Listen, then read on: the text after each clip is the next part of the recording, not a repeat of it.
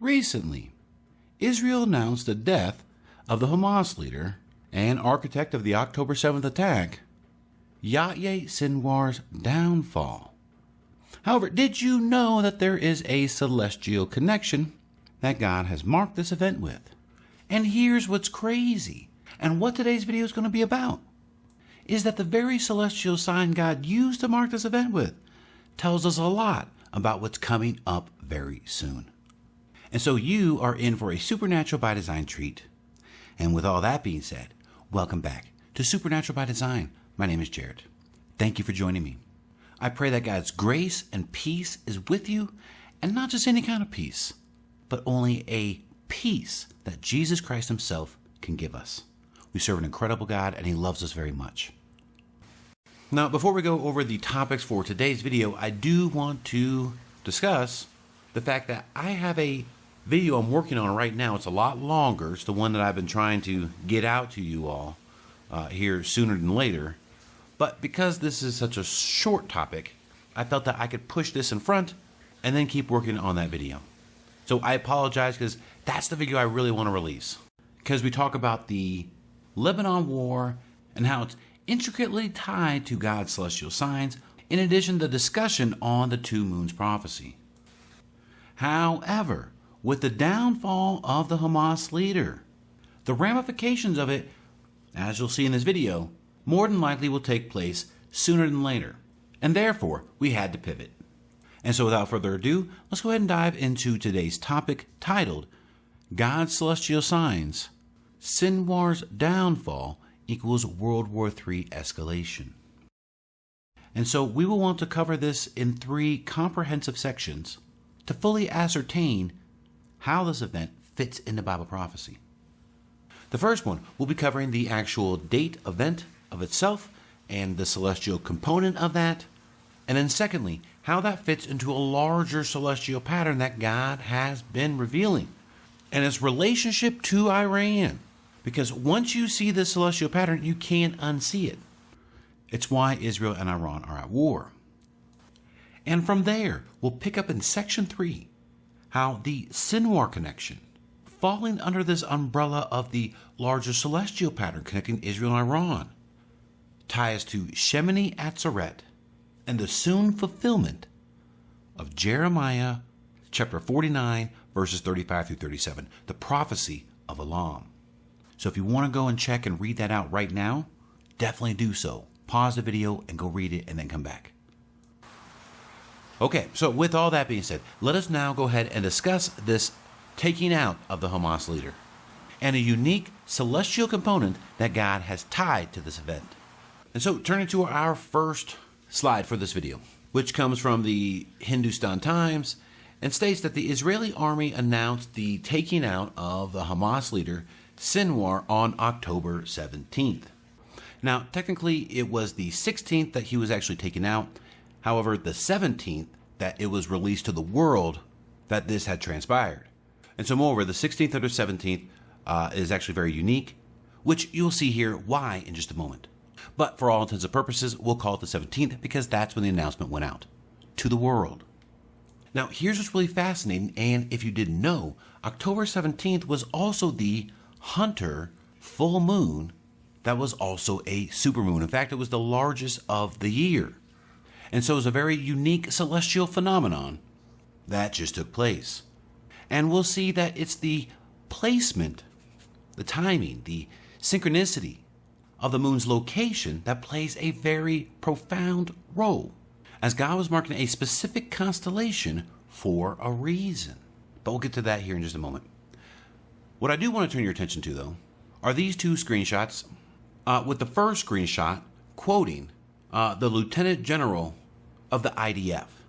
As he states, we are shortly after October 7th and shortly before Simchat Torah, the Jewish holiday which last year coincided with October 7th, aka Shemini Atzeret, which we'll see is very significant later in the video.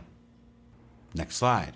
And continuing his quote, he goes on to state, and in the 11 days, there's that 11. I always like to bring out these 11 details, as they are signatures of God's divine sovereignty over world events So you see, the very date itself is significant. It's related to 11. And so I took you on this 11 journey to really underscore that point. And to that point, let's bring in the celestial component of that. As God placed this hunter's moon in a particular constellation, in fact, let's turn to it right now. In fact, beginning on the 16th, remembering that that was the actual day Sinwar was taken out, notice the moon is in Pisces. 24 hours later, when this press release would go out, turning to this slide, our hunter's full moon is still in the constellation of Pisces. Now, to be fair, and a little backstory here, I was certainly expecting something to take place on this specific day because of the moon's location, which we really haven't defined why that's significant, but we will here in just a minute, and the fact it was a full moon and supermoon. But I just wanted to test it out because I don't like to throw out things that, we want to try to be as accurate as possible. But maybe in hindsight, maybe I should have. And just state, hey, this is a test date. Let's look for something significant on this date. But, fun fact, that's actually what we're going to get to is another test date that we talked about in the previous video, as it's related to this. So I'm just kind of building it up, laying out the foundation. But nonetheless, let's go ahead and talk about why Pisces is significant here in section 2 of this video. And so to begin section 2, it all goes back to the fact that Haman from the Story of Esther is celestially linked to Pisces. Because the sun during the Hebrew month of Adar was in that constellation during the time of Esther, and per rabbinic traditions, Haman is quoted as saying this, "Now I shall be able to swallow them as fish which swallow one another." Now, when we consider the fact that the story of Esther took place in Persia, which we now know as modern-day Iran, turning to this born on eclipse slide, both the world leaders of Iran, Ali Khamenei, and the world leader of Israel, Benjamin Netanyahu, both leaders were born on eclipses. That's profound, saints. God's timing of their birth to his celestial signs is for a reason, notwithstanding tucked within their names or even characters from the Story of Esther. I mean, you literally can't make this stuff up. I keep trying to stress this point. This is why there's so much tension happening right now between these two nations. And supernatural by design, God's design uniqueness. 2024 for a specific reason, which we'll see why 2024 here in just a minute. But continuing on this slide, the eclipse that marked Khamenei's birthday was in the constellation of Pisces. In fact, let's just turn to it so you can see it. On 4/19/1939, that annular solar eclipse was in the constellation of Pisces. Remembering the same exact constellation tied to Haman. Do you see what I'm saying? I truly hope so. Okay, let's come back. Benjamin Netanyahu's eclipse was in the constellation of Virgo. Let's take a look at that in Stellarium. See, there it is right there. Solar eclipse in Virgo, 10/21/1949. So remember, Pisces, Virgo, Pisces, Virgo, as these two constellations are extremely important to understand what's happening in the world right now. And 2024 specifically, why is that? And trust me, we're going to tie in the Sinwar part here in just a minute. But why is 2024 unique to Iran and Israel having this tension? If you've been following this channel, you know that 2024 is a very unique year marking the entire story of Esther. In fact, if we turn to this thumbnail from a video, we noted that all 4 eclipses, both solar and lunar, occur in these 2 constellations only. 2023, you do have 2 solar eclipses that do land in Pisces and Virgo, but the lunar eclipses don't. And conversely, in 2025, you have 2 solar eclipses that land in Pisces and Virgo, but the lunar eclipses don't. It's only 2024 that you have both the lunar and solar eclipses touching Virgo, Pisces, Pisces, Virgo, in that order, born on eclipse side right here. That's why this is happening. The tension between these 2 nations is critical. But for what reason? To what end? For what cause? That would be the next question, right? Why would God's celestial signs be pointing to the 2 leaders, Israel and Iran, the entire celestial sequence of 2024, Israel and Iran. And we even have this Sinwar connection being linked to one of the constellations between Israel and Iran. And so to answer that initial question about where is this all headed, come on a journey with me. What does Jesus tell us that is the beginning of the birth pains? Matthew chapter 24, verses 7 through 9. That nation against nation and kingdom against kingdom, that is the beginning of birth pains. That's World War III. And so let's start from a 5,000-foot view from World War III and work our way down through Iran and Israel and then the Sinwar. So now, October 7th, as we've seen, is part 2 of World War III. We're already in it. Part 1 is the Ukraine invasion. And look how that is going. Folks, we are in World War III.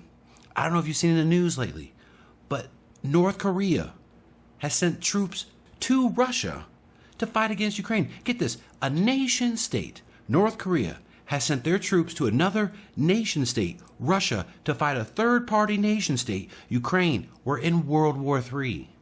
This is not Ezekiel 38, where's the African countries? Or look, let's slice this a different way. Look at this article from the South Morning Post. It's titled, State-of-the-Art Russian Weapons Found in Hezbollah Bases. Israeli PM Netanyahu says. Now look at the article. We're going to look at this article. Check this out.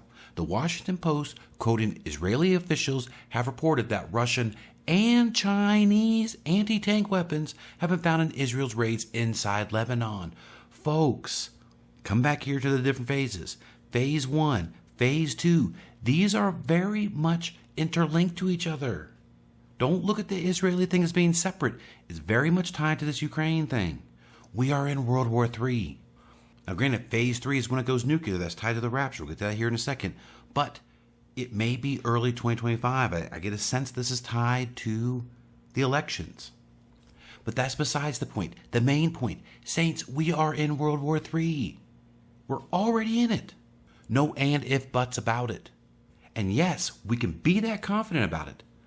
Folks, Jesus tells us exactly what begins the tribulation. It's World War III, ties to birth pains. Paul ties the rapture to birth pains. World War III, when it goes nuclear, it's the rapture. Now, the real question, what causes it to go nuclear? Well, the confrontation between Israel and Iran. Very similar to the start of World War I, right? I mean, we have Iran, who is backed by Russia and China, larger superpowers. You have Israel, backed by America, a superpower, and some interchangeable EU states. But you see the pieces all coming together, which ultimately means we're very close to the rapture, right? Because it's the beginning of birth pains. Now, let's go ahead and go into section 3, because now we want to tie in how Sinwar and this connection to the constellation of Pisces plays a unique role 7 days later, on October 24th. You'll see what I mean here in just a second. In addition, its relationship to Jeremiah 49, verses 35 through 37. But before we do that, if you could do me a huge favor at this point, if you could please hit the subscribe button if you're new, the like button, the comment button, and share button. All these different aspects and angles and perspectives help to support this channel, and I greatly appreciate that. Okay, now let's go ahead and move on into the October 17th Sinwar downfall is connected to Shemini Atzeret. And so what I want to do is lay out a timeline of events showing this 7-day pattern connection in order to make this connection between Sinwar and Shemini Atzeret. So first off, we know that the Feast of Trumpets was on October 3rd, also the 7th anniversary of the Revelation 12 sign. Okay, good. Now, 7 days later, on October 10th, and for sake of time, we won't go into too much detail. However, on this particular day, now this made global news, but per the UN's website, Israeli forces fire on UN peacekeepers, injuring 2 of them. And I want you to notice what this is categorized under: peace and security. Interesting, because it demonstrates that peace and security, what Paul talks about, what is happening currently with Israel and in Lebanon, war. Do you see what I'm saying? War is tied to the rapture. More on this topic to come for sure. But anyways, nonetheless, after that, 7 days later, is our Hunter's Moon in Pisces, Sinwar's downfall. And now, 7 days from that, the evening of the 23rd and closing on the 24th, is Shemini Atzeret, which is where we're going to spend a lot of the focus of Section 3 on. I just wanted you to see this 7-day profound and supernatural by design relationship. I must emphasize that. And so just to quickly summarize here, 7 days after the Feast of Trumpets, we had an event. 14 days after the Feast of Trumpets, we had an event, which more along the lines confirms this 7-day pattern already. Therefore, 21 days after the Feast of Trumpets, Shemini Atzeret. And so I want to draw a big emphasis to the 21-day aspect. Let's dive into that. October 24th. Now, who here remembers from the previous video why that date is significant? Well, if we recall, that's one of our test dates. Right here's even a slide from that video. Well, how we came upon that date as a test date was now turned to this slide from that video, was that we were comparing the correlation between the comet Nishimaru of 2023 and comet Atlas of this year, and seeing how they went through the same constellations, and interestingly enough, God's timing timed these comets to the Feast of Trumpets. And moreover, now turn to this slide. Sorry, maybe you'll hear the rain in the background. Nonetheless, but in this slide, we saw that October 7th was 21 days after the Feast of Trumpets, and that comet Nishimaru was indicating that, notwithstanding its tie to the Feast of Trumpets. And therefore, because we have another comet coming almost a year later, a different one, on the Feast of Trumpets, same constellations, that 21 days from the Feast of Trumpets gets you to October 24th. And moreover, like its predecessor comet, an attack would take place. Now, here's the real kicker. And taking a look at the two comets with the 21-day aspect, this is where Shemini Atzeret comes into play. I apologize if I'm butchering how to pronounce that. But nonetheless, if we turn to this slide, it gives us a little bit of info about what the holiday is, plus the previous 2 years that it took place. Right, and so Shemini Atzeret is celebrated on the 22nd day of the Hebrew month of Tishri. It directly follows the Jewish festival of Sukkot, which is celebrated for 7 days. Thus, Shemini Atzeret is literally the 8th day for assembly. Now, let's just take a look at this Jewish holiday from a prophetic perspective before we continue. So, I have a question for you. As we know, the Jewish holidays fulfill prophetic events in God's timeline. Being that Shemini Atzeret is for the 8th day, what prophetically is that fulfilling? What's the foreshadow prophecy? Well, per this Wikipedia screenshot, and can be found in Leviticus chapter 23, verses 36 and 39, in case you want to look it up, but Shemini Atzeret is tied to the Feast of Sukkot, or tabernacles, or booths. Shemini is the Hebrew word for 8th, and Atzeret, assembly, so the 8th day of assembly. But nonetheless, the context clue is the Feast of Sukkot, tabernacles. When is that prophetically fulfilled? During Christ's millennial reign. And using the day for 1,000-year cipher, Christ's 1,000-year reign is the 7th day. And since Shemini Atzeret is the 8th day, does anyone know biblically what the number 8 is linked to? New beginning. Which means Shemini Atzeret's prophetic fulfillment is Revelation chapter 21, verse 5. Behold, I am making all things new. So although its prophetic fulfillment is way out there, it's certainly cool to see how God has structured the feast in such a way that make for a profound, supernatural by design discovery, and one that I encourage you to undertake. But anyways, I just wanted to share that with you. But what I want to turn your attention to now concerning Shemini Atzeret is this. On this Wikipedia screenshot, Shemini Atzeret is highlighted for 2 years in a row. 2023, October 7th, and then, of course, what's coming up on October 24th, Shemini Atzeret. And so these two Sheminis are extremely important. Let's come back to the comets. Because our twin comet pattern are linked to the same feast of the Feast of Trumpets on one end, and being that October 7th, 2023 set the precedent pattern, the initial pattern, the example pattern, the template, marking October 7th, Shemini Atzeret, that as Comet Atlas is repeating this pattern to see that there is a connection for October 24th, Shemini Atzeret. And what I really want you to pay attention to, and what drove the purpose for this video, is that this is an independent pattern using the comets, Feast of Trumpets, to arrive at the same date of Shemini Atzeret versus our 7-day pattern pointing to the same exact date of October 24th, notwithstanding also being anchored to the Feast of Trumpets. Moreover, two patterns pointing to the same date and the test date of our previous video. Saints, we need to watch this date. And so again, we have a comet pattern, we have a 7-day pattern pointing to this date. Now, hopefully I haven't lost you here. If I have, definitely please feel free to ask questions down below.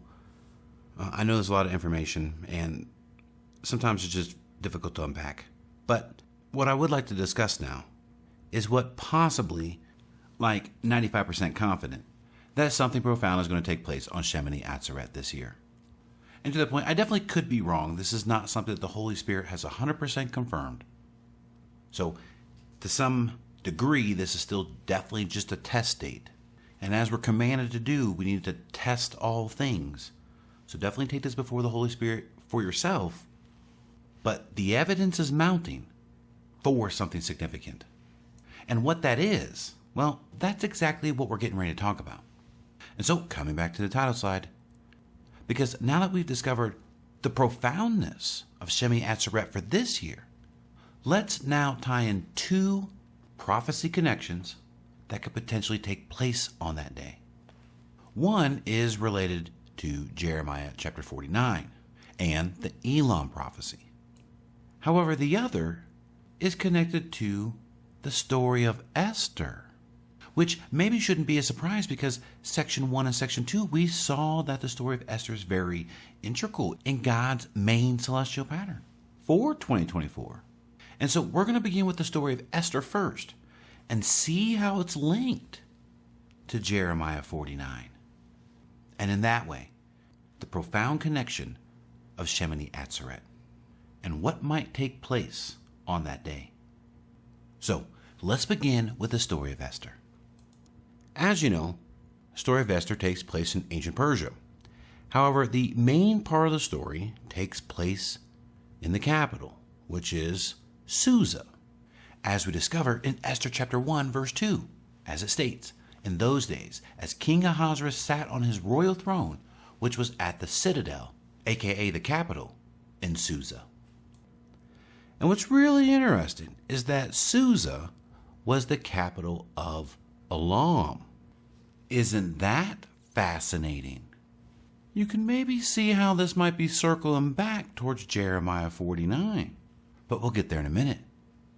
Because is it coincidental that, as we saw earlier, the entire celestial season of 2024 uniquely is tied to Israel and Iran?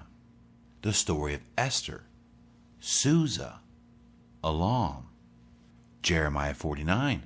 In fact, let's go ahead and read that now. And specifically, verses 35 through 37. As it states, "This is what the Lord of armies says. Behold, I'm going to break the bow of Elam, the finest of their might. I will bring upon Elam the four winds from the four ends of heaven, and will scatter them to all these winds. And there will be no nation to which the outcast of Elam will not go. So I will shatter Elam before their enemies and before those who seek their lives, and I will bring disaster upon them, even my fierce anger, declares the Lord. And I will send the sword after them until I have consumed them." So let us break out some of these interesting phrases within these verses here. And remembering that as we go through these verses, it's all set against the backdrop. What is going to happen on Shemini Atzeret? Well, let's take a look at verse 35. First, it states that God is going to break the bow of Elam. Well, what are modern day bows connected to? Missiles. Iran has hundreds of thousands of them. In fact, they pride themselves on their technology. Point number 2, that something happens to Elam where all the people that live in that region, remember a subsect of Iran, could this be a direct connection to a nuclear facility going hot? Let me turn to this side. Could be 1, could be 2, could be the Bush-Ear nuclear reactor, like you see here on the map. You see, Elam would be this southwest region where nearly all of Iran's infrastructure for nuclear weapons and power, quote unquote, reside at, which would cause radioactive fallout, causing the people in the region of Elam to disperse, just as the verse states. But uniquely enough, leaving only the remnant of Iran. And why would that be important? Because we still have to have a Persia, Iran, for Ezekiel 38.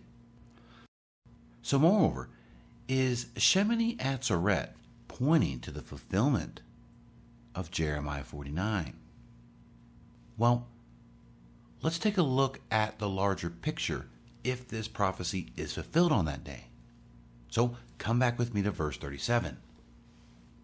What happens next? God sends the sword. The sword is always an idiom of war. In fact, God opens up this verse with stating, this is what the Lord of armies says. Do you see how this all connects? The tension between Israel and Iran comes to a climatic point to where the region of Elam gets affected, causing war. Now, let me just kind of take a step back here. But all I'm trying to suggest is that something on Shemini Atzeret, October 24th, that something of magnitude takes place. Is it Jeremiah 49? I don't know. But it definitely could be something that leads towards that. Or at least at a bare minimum, some sort of escalatory factor between Iran and Israel to take place on that day. I mean, after all, the last time Shemini Atzeret took place, October 7th happened. Wouldn't it be fitting that Israel does something to Iran on the anniversary of that? After all, Iran was behind the October 7th attack. But nonetheless, let's be on the lookout for that date, October 24th, Shemini Atzeret. Okay, so with all that being said, now in closing, let's go ahead and do a brief recap of everything that we've discussed today in today's video. So, in section 1, we saw that Sinwar's downfall was connected to a celestial event, the Hunter's Moon. But what made it profound was the fact that it occurred in the constellation of Pisces. Now, we discovered that the Sinwar Pisces event was connected to a larger celestial pattern. In fact, in section 2, we made that very point. Because you see, it was this Pisces connection that linked us to the tension between Israel and Iran. As even both leaders of Israel and Iran were born on solar eclipses that landed in specific constellations. It was Sinwar's connection to Pisces and Iran's leader being born on eclipse connected to Pisces that Sinwar's downfall is only going to escalate the tension between Israel and Iran. Notwithstanding the two constellations of Pisces and Virgo being linked to Israel and Iran is demonstrated profoundly in the year of 2024. Why? Because both the two solar eclipses and the two lunar eclipses only mark those constellations uniquely. Hence, 2024 is the year of Israel and Iran. Tension. Now, if that's not phenomenal enough, we also discovered that there's a World War III celestial pattern. In fact, we're already in World War III. But one of the unique dates that we continue to see in Section 2 was that October 7th marked one of these phases of World War III. And October 7th was Shemini Atzeret for 2023. And so this connection, saints, tied us beautifully in section 3 was seeing that there was another celestial pattern between 2 comets and the Feast of Trumpets that marked Shemini Atzeret of 2023 and Shemini Atzeret of 2024. In fact, even in conjunction with that pattern, Sinwar, remember that guy? Well, there was a 7-day relationship, a 7-day pattern that was also pointing to the significance of this year's Shemini Atzeret on October 24th, our test date. So 2 patterns pointing to October 24th, begging the question, what is going to take place on that day?